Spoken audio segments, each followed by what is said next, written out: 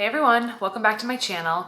Today I want to talk about something that I'm doing for my health and fitness that you may have seen already in my content, but it might need a little bit more explanation, so I figured I would make a longer form video to tell you all about it. And that is the 75 Soft Challenge. So the 75 Soft Challenge is a variation of the 75 Hard Challenge, which became really popular on TikTok a while back, and then it was modified to be the 75 Soft Challenge.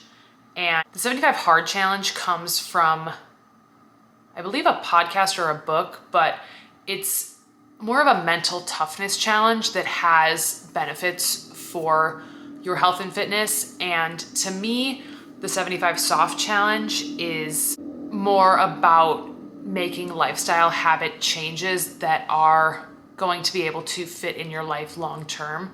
So it's a 75-day challenge, but the goal to me is to build habits that are sustainable and can be carried on beyond the challenge. So first I want to talk about the rules of the challenge. And for the 75 Soft Challenge, I think the rules can be a little more up to your interpretation, or you can modify them to what you think you need in your life. And another difference is, I think, with the 75 Hard Challenge, if you miss a day of any of the things you're supposed to be doing, you have to start the 75 days over. And I am not doing it that way. I have missed a thing or two on a couple days, and I'm just continuing on with my 75 days that will end on June 1st.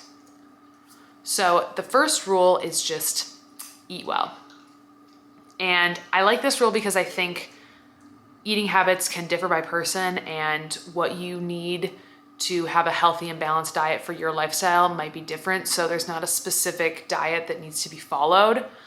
For me personally, I have been trying to cut out frozen processed foods that I used to eat a lot of. I used to do a lot of like frozen Trader Joe's dinners, and I've been trying to swap that with fresh foods like vegetables that I'm cooking for myself, and I've added a breakfast protein smoothie every morning.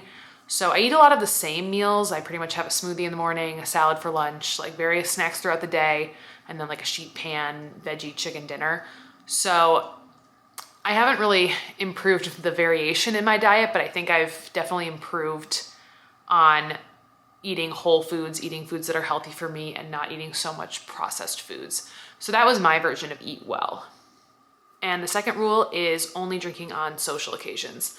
Now this is a little different from the 75 Hard, which requires no drinking at all for the 75 days. So I think this challenge fits my lifestyle a little bit better, because there were some events like my sister's bachelorette party, my own bachelorette party, where I knew I was gonna drink. So this way I could still do this challenge for 75 days while not detracting from major life events where I wanted to enjoy a cocktail. But for me, I've been trying to, even before this challenge, I wanted to cut out like wine on a weeknight by myself, which I like a glass of wine to unwind with a book or a movie, but I think it isn't great for my fitness goals, and I think it does detract from my sleep quality and my ability to do a workout in the morning. So removing that, I think, is a good part of this challenge that I've been focusing on, while not taking away from dinners with friends or nights out. Like, I'm still able to do those things because they're social occasions. And the next rule of the challenge is around exercise. And the rule is that you have to do a 45-minute workout every single day, but one day each week can be an active recovery workout instead of an intense workout. So for me, I've been doing a variation of Barry's HIIT classes, or I'll run, do Pilates, bar classes, yoga classes. Those are all of my like intensive workout days. And then one day each week, usually Sundays, but sometimes I mix it up, I will just do a long walk and some stretching, or I'll take like a restorative yoga class where it's just like stretching, not intensive, not heated, anything like that. And this is a little different from the 75 Hard, which requires 2 workouts a day. So the 45-minute workout once a day has been actually really challenging, but more manageable to fit into my lifestyle. So I think it is a better approach for me, because I think this is a habit that I'm hoping to maintain going forward. I do think maybe I will take like one day off and then one day of active recovery after this challenge. I think every single day feels a little bit tough, especially like when I'm traveling, or like if I feel like I'm getting sick. It's a little bit strict, but overall, since I have a variety of workouts, I can choose like what feels best for my body. Like I won't take a Barry's HIIT class if I'm feeling like I'm lagging. I'll do a yoga class or a Pilates class instead. So for me, the workouts every day, I think is a really healthy habit that I've really appreciated from this challenge, and it's kind of the main fitness focus of the challenge for me. And the next rule of this challenge is to drink 100 ounces of water a day. And this was definitely something I was not doing before, but it is something that I think is feeling really good in my body. Like to be this hydrated, I think is definitely good for me, especially with the added workouts. So I'm currently using this water bottle, but I also got a 64-ounce water bottle on Amazon that I like to keep at my desk just to make sure I'm getting all the water in. Otherwise, this one is 24 and I have to drink like a little over 4 of them. And I find that when it's just sitting on my desk and I'm working all day, it's easier. But if I'm running around like and I don't have my water bottle with me, it is really hard to get 100 ounces. So it's definitely something I have to be mindful of. But I think it is a habit that I want to keep up after this, because I think being hydrated is really important to my overall health. And I know I can do it if I've done it for 75 days. So it's just a matter of making sure I'm working it into my daily routine. And the next rule is to read 10 pages of any book every day. So this is a variation where the 75 Hard requires you to read like a nonfiction inspirational book, and this challenge is just any book. And I also translated 10 pages to about 20 minutes, but I think that might be a little too long. Like it might be more close to 10 minutes. I'm not exactly sure. And this has been honestly the hardest part of the challenge for me. I've just been reading books that I don't like, and I've been like dreading the portion of my night where I read. So I don't think I'm gonna keep this up. I already was an avid reader. Like I read a ton, I read for fun. I don't need to work reading into my life. It's already something I like doing, and this challenge has made me not like doing it, because I'm more someone who likes to like binge a good book on a Sunday and read for a couple hours, and reading 20 minutes every day just has felt like a chore.